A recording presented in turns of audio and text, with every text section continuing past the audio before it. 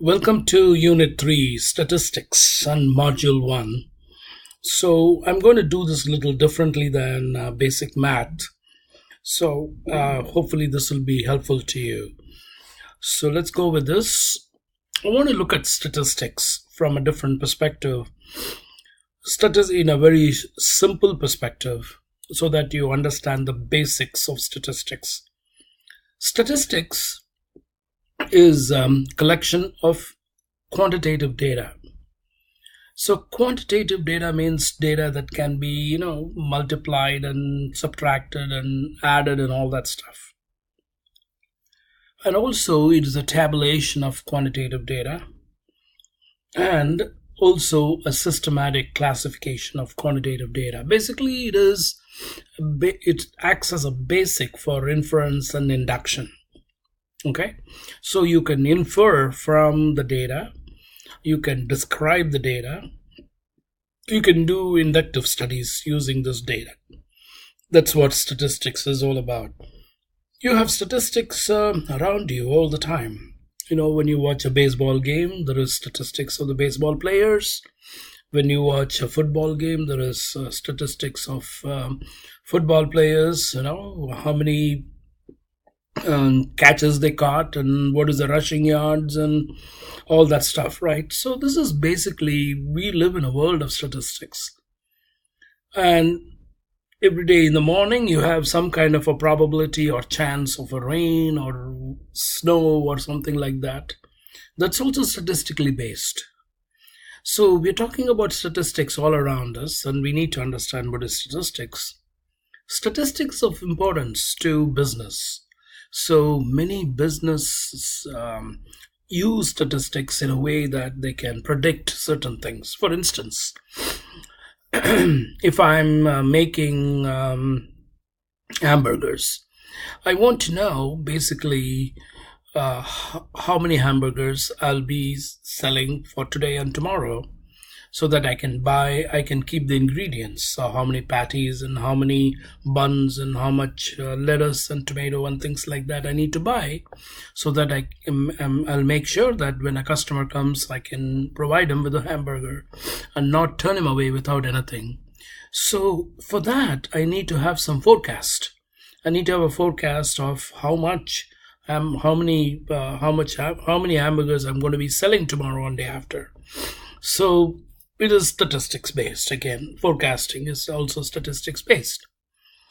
Now we're going to begin with, we're going to do some simple things, and we're going to look at what is called descriptive statistics. Descriptive statistics actually describes data. For example, if you put it in a chart or a graph and of the data, then you can actually visualize the data, and then you can pretty much see or describe what is happening in that data. Whereas inference is basically to draw a conclusion from available evidences. Basically, descriptive statistics describes data, and inference allows you to make predictions from that data. Okay, that means we can infer something from that data. That's the basic difference between the descriptive and statistics. One more time, descriptive statistics is basically describing data, whereas inferential statistic it allows you to make predictions from that same data. Okay, so let's do statistics. So let's look at some data for the time being. So I have a dog, and this dog has got some attention span.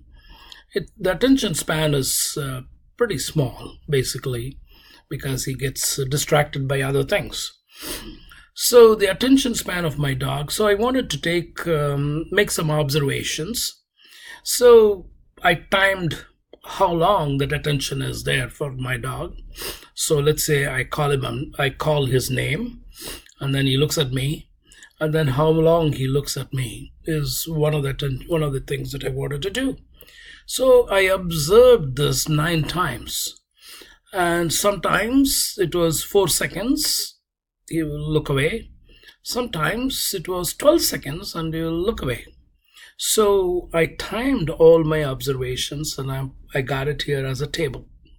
Now, I want to know the average attention span of my dog. The average attention span of my dog, I calculated to be 6.67 seconds. How do I do that? Basically, what I did was to add all these numbers. So 4 plus 8 plus 6 plus 10 plus 2 plus 4 plus 7 plus 12 by 7. So I added all these numbers and then I got the total of the total time. Then I took the total time and I divided it by 9 because I have 9 observations. Okay, so I took the total time of all these seconds and divided it by 9 and I got 6.67 seconds. I want you to try this out. Take out your calculator, add all these numbers and divide it by 9 and see whether it comes to 6.67. You have made the first step into statistics now, and this is called the average. I can actually put it in a bar chart on the right side like we did in the Excel sheet. I can put it in a bar chart of the observations and times, and I see that there are times like, for instance, when I was the 5th time I called his name, he had an attention span of only 2 seconds, whereas 8th time he had 12 seconds. So it was a variable distinction here, variably due to many factors. So statistics can give you some kind of an idea or describe what is happening here. So here we are summarizing and displaying the data. That is the descriptive statistics. Okay, so the descriptive statistics basically tells you how this data can be visualized, how it can be summarized, how it can be displayed. Now, let's look at some more data.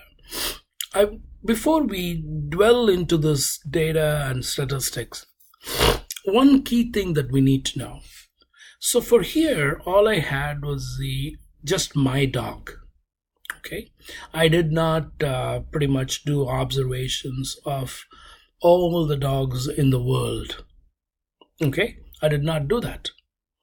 So basically, when I do this kind of an observation with only my dog, there is a term for it, and that's what I want to look at next.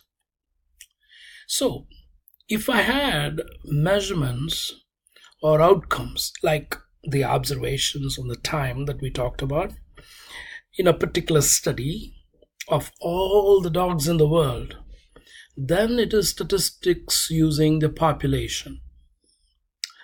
If I'm going to use just my dog, it is just a sample. It's a sample of so many dogs in this world. My dog is just a sample.